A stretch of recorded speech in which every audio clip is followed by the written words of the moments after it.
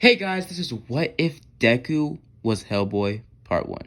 Now, this is a fanfiction I think I have made in the past, but this is going to be a little bit of a new re-edition of it, and a better quality, better story written, and kind of similar quality of like giving Deku a little bit of a different type of story plot, and making his role in the My Hero Academia universe a lot more prominent. And it will, we will be thrown in or jumping into the villain arcs a lot faster in this What If, and a lot more of bigger things would have happened a lot quicker in this story. But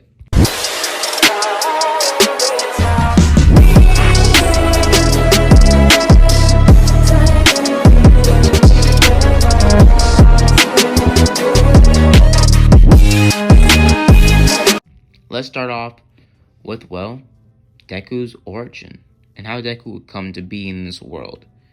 As we start our story off with how I always start my stories, Deku's origin and how he was born, how his life would have happened from a very young age. Deku would have been born the same way Hellboy was in the comics, in his continuity, him being born in a different dimension. And one day, during, well, a time about the same year quirks were even invented, that same year, they summoned something. They summoned something unhuman, unholy, to Earth. That night, a bunch of scientists that were working for, well, a lot of German investigators, and also some Japanese workers being there undercover, or some of them even having quirks at that time. But during that time, the portal would have opened.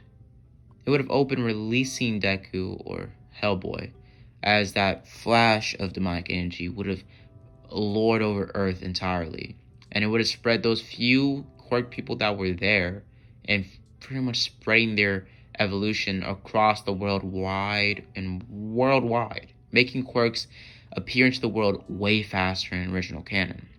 During this time, around 50 to 20 years before quirks would originally take place, this would have happened, making quirks a bigger sensational thing in a society, making this evolutional chain happen a lot more earlier in history, making technology advancements and everything of the sort 1,000 times more efficient, and basically making the present time kind of like 2099 Spider-Man type technology, but it not being at the same level of, well, advancements. It being near the same level as My Hero Academia technology, but a little bit more advanced in certain parts of the world. As we would see that, well, Deku over the years would have been working under the shadows for a bunch of organizations. Him especially working for the occult. As he would have been working for a lot of organizations, mainly one specific one that, well, raised him from a very young age. Working under a professor named, well, Nezu. As Nezu in this continuity would have been born a lot more earlier in society. And a bit simple, he would have been very much older. His quirk allowing him to appear younger in his animal form, but him being about near the same age as the professor in original time in the Hellboy franchise. As we would have seen that, well, he would have been raising Deku from a very young age. As Deku would have been raised by him and be raised in the world of quirks, as he would have gone to school, well, a private school. As over the time when quirks started becoming more popular with mutation quirks and other things like that, in this continuity, Hellboy wouldn't be casted out.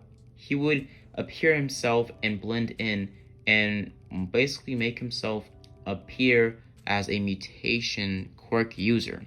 Him being able to blend into society a little bit more better and quickly. People will still give him weird looks because his quirk made him look like a freaking devil, but it wasn't that bad to a point where he was actually somewhat accepted by society. As in this world, he would be able to go out in public and, well, do the things he does. As we would see over the years, Deku would have grown old. Now, in terms of human years, he would be about a couple years old, a couple decades old. But in the time he ages, Deku would have the appearance of a teenager and the mental capacity of a teenager. As with this simple, the first couple years of Deku's like growing and how he would grow and learn and basically grow up, his body would slowly start to slow down in terms of aging and mental capacity and physical capacity. Human years, he'd be about way above the year. I ain't finna ship him with no teenager now because that'd be kind of morally weird. Even if he does have the appearance and mental capacity of a teenager, he's still technically in years is a man, like a freaking like a father, grandfather type age, but he would have the appearance of like a young man, near 20, 18, 19 years old. As we see that Deku over the years would stick to his guns and fight against other supernatural beings in the occult and around the world, as supernaturals would be a thing in this universe, similar to my what if Deku was a werewolf or a vampire type of storyline. Supernatural beings like changelings, demons, vampires, and werewolves, and even warthogs, aka I guess changelings, I guess, and also a bunch of other things like that, witches, warlocks, and even sometimes, in some cases, even mythical creatures from the Greek pantheon, even like creatures similar to the Pegasus. He would go against beings like that. Now, this story would mainly be more like, I guess, a story similar to Vampire Diaries, or a story similar to, you would say, maybe Dragon Tales. I don't know. It's going to be very, complex, very funny story. He'll have a lot of characters that will be introduced later on in the story. But let's just dive right back into the fan fiction. As we will see how Deku would have been going through his normal life. Us being brought back to present time, and we'll begin the true story right here and now. Deku would have been running around the city, him shooting at some sort of moving object or monster. It would be at the middle of the night, about midnight, as Deku would be jumping to building the building top, trying to follow this monster or creature. This creature jumping the building to building top, as he would eventually follow this creature, him shooting it against the back, as it would have yelled out in pain. Us being shown from our camera perspective, Deku behind or right in front of a full moon. As we would have seen how Deku would have looked down, as he would have, hunted another werewolf. This werewolf would be not one of the good ones, as he would have been killing a lot of people in Japan and taking a lot of people down. As he would be in England at the time, as he would be called to basically check up something in Japan, as this werewolf came from Japan, but now it's in England at this time. So Deku just took it out now. As Deku would be called to follow up some sort of event that happened down in, Japan. As it would be some sort of supernatural occult or supernatural, I guess, cult going on in Japan that was a bigger piece of something even older. But the professor or Nezu didn't want to tell him too much just yet. As we would see that Deku would have catched a flight, as we would have been hit with, a montage of his life and him having some flashbacks as he would eventually come back to Japan, where he was mainly raised majority of his life, and also him being raised in Germany for a few years and being raised in France. Him knowing a lot of languages of Earth and also supernatural languages in terms of him knowing how to speak a little bit of actual demon. So we will see that Deku would have been walking through the occult or through pretty much the Bureau of Paranormal Research and Defense. I ain't finna say all that, so I'm finna say the organization for the rest of the story. So yeah. So we would basically see that, Deku would have been walking through the organization as he would be called by his, father, the professor, aka Nezu, as Nezu would have told him to come over as they were going to pretty much do, his birthday, as they would pop some champagne, giving him some drinks as he would have been cheering on. As they would have told him that we brought you back to Japan because, it was a mission you had to do, but also your birthday's today.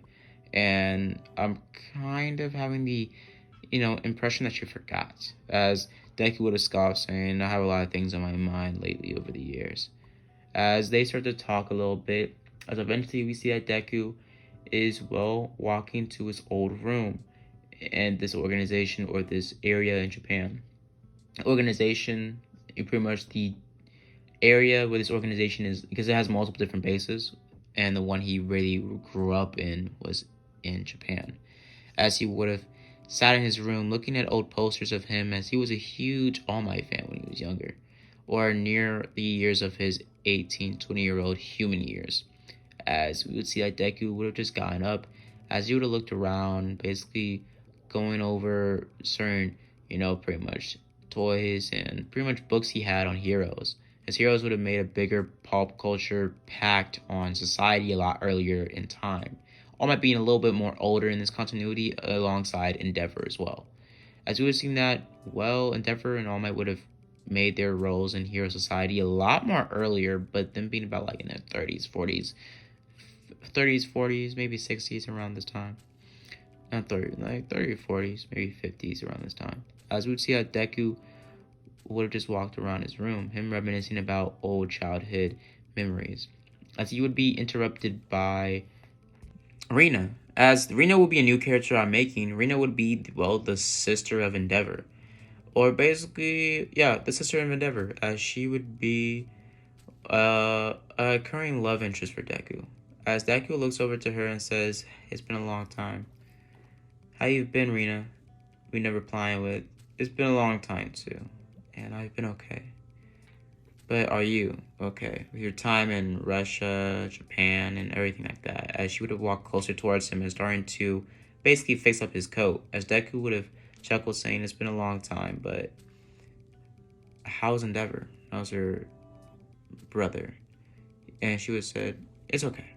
He acts like a little girl when he's around me sometimes, but he's okay. He's raising his children, and I don't really condone how he raises his children, but I do love my, nephew and niece. My nephews and niece. And she would have just started to go around and joke around with Deku, as they would have had some sort of chemistry between each other. As we would get hinted to a point where they did date at one point, but something didn't work out. Through that conversation, they would have been interrupted by another figure or another, character in the Hellboy franchise, Abe. As Abe would have interrupted them saying, "I got word that you were in this room and that we need to go on a mission. There's been some reports in Japan near the dock areas that something was going on." Deku would have gotten up, pretty much, stretching and saying, "Let's hit the road," as Rina would have followed them and would have went on this mission with them. As they would have been on their way, them catching a ride, as they would eventually get there near the dock areas. Deku looking around saying, "So, this is what I'm looking at. So what is this place? Like, what are we looking at?" As Abe would have looked, pointing over a corner, as they would have walked over the corner, seeing the back of the dock area, seeing a bunch of writing in Latin, and one in, English, saying, "Bring me Hellboy, or Earth will perish." As Deku's confused, saying Earth. He means the upper world, right? Japan, the world, not the underworld, right? Because the whole world, if they die, I don't know. As he started going on and mumbling a little bit to himself, him having the same type of personality traits as Deku in original, him being a little bit of a mumbler, as he would have just, been thrown out of this by Abe telling him that someone's after your head, someone is looking for you. As they would have looked up, as they would have seen about 3 to 6 different men hanging from some sort of bloody ropes, as they would have looked around and trying to figure out what happened. It being about morning time, as they would have to fix and clean this up. So fixing or cleaning crew would have showed up a few minutes later, as they would have told them to leave because the police were about to show up because it was some gunfire, that went off last night, as police would start to respond to it at this time. They would have cleaned up pretty quickly and leaving no trace of what happened, just leaving some wordings in Japanese on the floor. As we would see that Deku would have been in the car, as they would have been driven into another area around pretty much a mountainside, as they would have started to talk about what happened. Eventually, Deku going on about how no one really knows his real name, or no one really knows who he is at this time. Everybody that did know who he is or he fought alongside is either dead, old, or too old to even fight, and also too old to even hold a grudge. As he starts to think about who people or what type of people he's wronged, as we get switched to another story at the other side of Japan, as we get switched to, Shigaraki. Shigaraki talking to All For One, as he would have been talking to him, as he would have told him that your power is growing, my child, and that soon you will be strong enough to take down that demon. As Sashi looks up, as his eyes would be glowing bright red, as you would have seen fangs coming out of his face. So I'm going to leave it off here, guys. So basically the story is going to be a lot deeper in terms of plot. A lot of characters are going to be changed into supernaturals. And and I mean a lot of new characters will be made in the story. So yeah, so hope you guys enjoyed the video. Hope you guys like and subscribe. I know this video is pretty short, but just got to keep you guys on the hook. If you guys want more, just go down in the comments. Hope you guys have a blessed night, day, whatever. Love you guys so much. Love you guys with the support and love. And good night. Deuces. Have a blessed day.